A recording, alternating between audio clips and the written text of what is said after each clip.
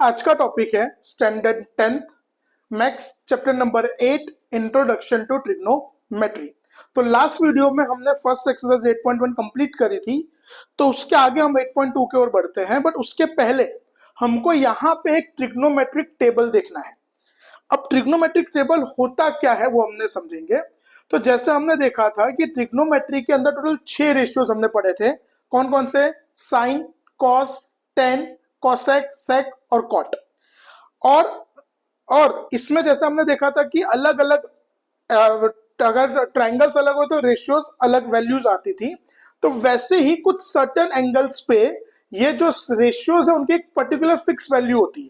देखो वैसे तो उनकी वैल्यू 0 से लेके 360 डिग्री तक कोई भी एंगल पे आप लोगे तो उसकी कुछ ना कुछ इन पर्टिकुलर वैल्यू आएगी। तो उसमें से हमने सर्टेन एंगल्स की वैल्यू हमको यहाँ पे यूज में आती है, जो हम लोग आज इस टेबल में देखेंगे। तो हमने उसमें से 5 एंगल्स लिए। हमने कौन कौन से लिया है? 0, 30, 45, 60 और 90। तो अब हम लोग यहाँ पे 6 रेशियो की 0 पे क्या वैल्यू होती है, 30 पे क्या होती है, 45 पे क्या होती है, 60 पे क्या होती है, 90 पे क्या होती है, वो देखेंगे। तो सबसे पहले हम लोग यहाँ पे शुरुआत करते हैं साइन ए से। किससे शुरुआत करते हैं? साइन ए से। ए यहाँ पे मतलब क्या है? Measure of angle. ए मतलब क्या है यहाँ पे हमारा? Measure of angle. तो साइन ए, तो यानी सबसे पहले देखो, अब ये टेबल को भी ना याद करने का एक छोटा सा एक अच्छा सा तरीका है, वो आप साथ में ध्यान देना। तो जैसे हमको दिया है यहाँ पे साइन ए, तो हम लोग क्या करेंगे?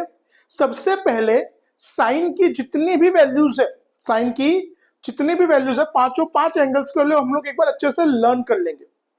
वो वैल्यूज अच्छे से लर्न कर लो। तो जैसे सबसे पहली वैल्यू क्या आती है? 0, 1/2, 1/√2, √3/2 और 1। क्या कहते हैं साइन की वैल्यू? 0, 1/2, 1/√2, √3/2 और 1। ये वैल्यूज आप लर्न कर लो। देखो इसके और भी तरीके हैं बट वो थोड़े कॉम्प्लिकेटेड है कि पहले वो 0/4, 1/4 वो थोड़ा कॉम्प्लिकेटेड। उससे बेटर है कि आप इसको डायरेक्टली लर्न कर लो। क्या है वैल्यूज? 0, 1/2, 1/√2, √3/2 और 1। अब अगर तुमको साइन की ये पांचों वैल्यू याद हो गई तो बाकी पांचों रेशियो की एकदम इजीली हमको वैल्यू मिलेगी। तो साइन के लिए क्या? साइन की वैल्यूज क्या होती है? 0, 1/2, 1/√2, √3/2 और 1। साइन के बाद क्या है हमारे पास? कॉस। तो देखो कॉस में हमको क्या करना है? सिंपल सा, कॉस ए में क्या होगा? Reverse order of sine. तो साइन का जो भी सीक्वेंस है उसको रिवर्स ऑर्डर में लिखेंगे। मतलब साइन के अंदर जो लास्ट वैल्यू है वो कॉस में कहां पे आएगी? पहले। तो देखो लास्ट वैल्यू क्या है? 1। तो कॉस में पहले क्या आएगा? 1। लास्ट सेकंड क्या? √3/2। तो यहाँ पे क्या आएगा? √3/2। 40 यहाँ पे क्या? 1/√2, फिर क्या आएगा? 1/2 और 0। बराबर। तो सबसे पहले आपने क्या करा? साइन की वैल्यूज को याद करा। क्या थी वैल्यू? 0, 1/2, 1/√2, √3/2 और 1। कॉस में क्या करना है आपको? उसका रिवर्स ऑर्डर। कॉस में क्या करना है? रिवर्स। मतलब साइन की जो लास्ट वैल्यू उसकी पहली, मतलब 1, √3/2, 1/√2, 1/2 और 0। तो साइन की वैल्यू आपने याद करी, कॉस में आपने क्या करा? Reverse order. अब उसके बाद आपको क्या दिया है? 10। तो 10a का हमने फॉर्मूला लिखा था, आपको याद हो तो, जो हमारा सबसे पहला इंट्रोडक्शन वीडियो है उसमें हमने 10 का एक फॉर्मूला लिखा था। तो 10 का हमने फॉर्मूला लिखा था 10a is equals to sine A upon cos A. 10a को क्या लिखा था हमने? Sine A upon cos A. तो बस अभी हमारे पास यहाँ पे साइन की भी वैल्यू है, कॉस की भी वैल्यू है। अब दोनों वैल्यूज को हम लोग यहाँ पे क्या करेंगे? डिवाइड करेंगे। दोनों वैल्यूज को क्या करेंगे हम लोग? यहाँ पे आपस में डिवाइड करेंगे। तो सबसे पहले 0/1। तो देखो 0 से हम लोग किसी को भी डिवाइड करेंगे तो आंसर हमेशा क्या आता है हमारा? 0। क्या का आंसर? हमेशा 0। फिर क्या है हमारे पास? 1/2 अपॉन √3/2। तो देखो 1/2 होल में √3/2, तो 2 कट, बचा क्या? न्यूमरेटर में 1, डिनोमिनेटर में √3। तो वैल्यू क्या होगी इसकी? 1/√3। क्या होगी इसकी वैल्यू? 1/√3। फिर क्या है हमारे पास? 1/√2 अपॉन 1/√2। √2 कर तो 1/1, तो वैल्यू क्या आएगी? 1। तो 1045 की वैल्यू क्या होगी? 1। फिर √3/2 अपॉन 1/2, तो 2 कट, √3/1। तो डिनोमिनेटर में 1 लिखो ना लिखो कोई फर्क पड़ता नहीं। तो इसकी वैल्यू क्या होगी? √3। और यहां पे क्या है हमारे पास? 1/0। अब देखो कभी भी डिनोमिनेटर में अगर 0 आता है तो वो हमेशा क्या होता है? अभी नॉट डिफाइंड। क्या होगा? हमेशा न्यूमरेटर में अगर जीरो है तो आंसर आपका जीरो आएगा, बट अगर डिनोमिनेटर में जीरो है तो आपका आंसर क्या आएगा, नॉट डिफाइंड। क्या आएगा आपका आंसर, नॉट डिफाइंड। तो 10 की वैल्यू के लिए हमने क्या करा भाई, साइन अपॉन कॉस। क्या करा हमने, साइन अपॉन कॉस। 10 की वैल्यू मिली।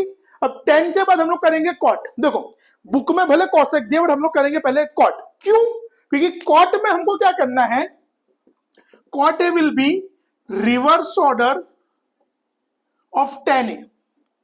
जैसे हमने कॉस में क्या करता, साइन का रिवर्स ऑर्डर लिखा था, वैसे कॉट में हमको tan का रिवर्स ऑर्डर लिखना है। किसका रिवर्स ऑर्डर लिखना है, tan का। तो tan की लास्ट वैल्यू क्या है, नॉट डिफाइंड। तो यहाँ पे क्या आएगा, नॉट डिफाइंड। फिर कौन सी वैल्यू है, √3 1 1/√3 और 0, करेक्ट। tan कैसे फाइंड करा हमने, साइन अपॉन कॉस करके। फिर हम अब क्या कर रहे हैं, कॉट। तो कॉट में क्या होता है, tan का रिवर्स ऑर्डर। कॉट में क्या होता है, tan का रिवर्स ऑर्डर हमने ले लिया। नेक्स्ट वैल्यू है कोसेक। तो कोसेक ए की भी हमने फॉर्मूला लिखी थी उस दिन।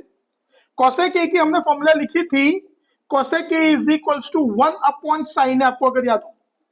मतलब साइन का हमको रेसिप्रोकल लेने का। क्या लेने का हमको, साइन का रेसिप्रोकल। अब देखो साइन की पहली वैल्यू क्या है, 0, तो हम क्या लेंगे 1/0। तो अपॉन में 0 मतलब क्या हो जाएगा, वापिस नॉट डिफाइंड। अपॉन में 0 मतलब नॉट डिफाइंड।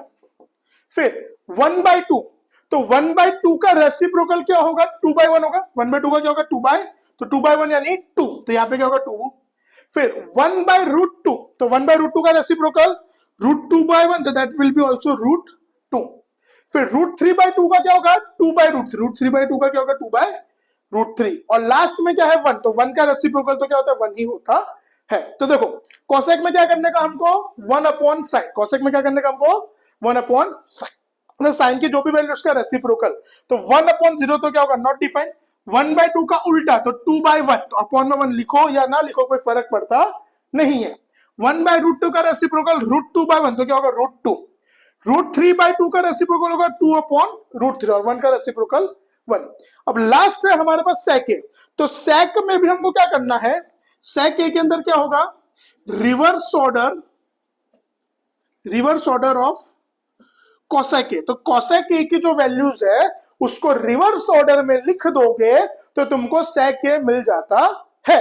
तो लास्ट वैल्यू क्या है, 1, 2/√3, √2, 2 और नॉट डिफाइंड। तो ये है हमारा ट्रिग्नोमेट्रिक टेबल।